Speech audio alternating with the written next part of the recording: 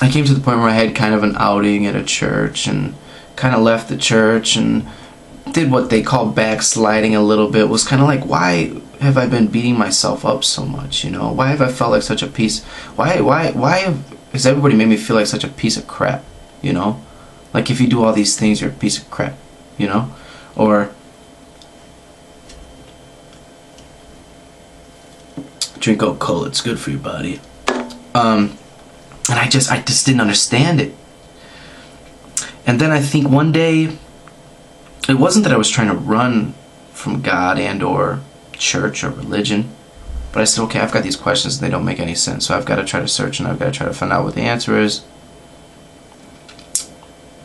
This is what I've come to. This is where I am. I'm sorry to say, I no longer consider myself a Christian. No. Why? That's a blowback. It's a blowback, I'm sure. You're hurt. You're hurt by it. The first sad thing, because I started thinking to myself, I'm not happy with this. Shan't I be happy? I don't understand. Why am I not happy?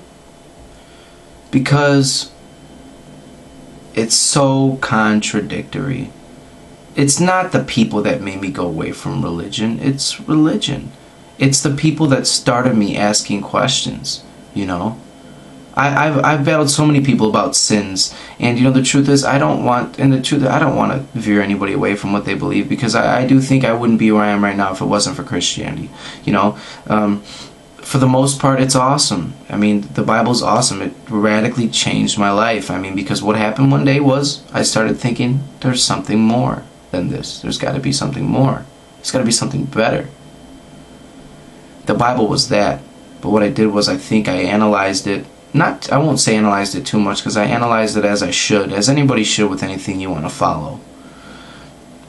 And I came to a point where I learned so much, I talked so much to people, I talked so much about it, I saw how people reacted, I saw how the world reacted, and I saw how they treated people, and it doesn't all link up. It doesn't logically make sense to me. So for the past 3 years, I've just been insane. And I told that to many people. I either got saved or I turned insane. I think it was insane. I didn't know where to go. Up, down, left, right. I didn't want to pee wrong for the sake of sinning. You know, I didn't want to look at a woman wrong. And it's not that that's a good thing, you know, to look at women in a sexual, you know, fashion. But so I think the first stuff I started looking at was like, I saw something on like the Lost Book of Judas. And regardless what it says, even though it's totally contradictory to what everything else says in the Bible, they showed that through their research they found out that the writings of the book of Judas is the guy that got Jesus killed. He took money and he passed Jesus on to the Pharisees. He's the main man who's hated on in the Bible for the most part. They dated this book of Judas back to the same time that the Gospels of the Bible were written. So then I started to ask myself, what the heck is going on?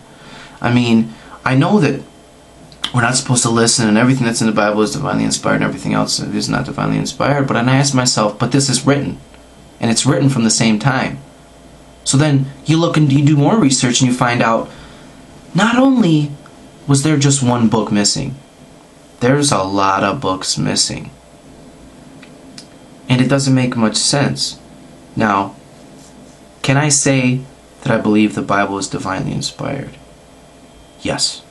Because it changed my life. Could it have been on a scientific standpoint rather than religious? Yeah, it could have been. Could it have been a conscientious thing instead of spiritual? Yeah, it could have been. I don't know anything, so I'm just going to say it was something. You know, it was maybe the moral backing or the fact of that there's more to life, there's more to look at with people and this and that and blah, blah, blah. But beyond the judging things and all that type of stuff. And I started researching, man. I saw that it took me a long time. I watched this documentary. It was like 7 hours, honestly. One Saturday I sat in front of the television, but learned, you know, and it was the history of the Bible in America. First of all, if this is choppy and if people want to come at me because I said something wrong, go ahead. I'm just telling you what I'm pretty sure I remember from it. Spaniards, I believe it was Columbus and them guys were from Spain or something.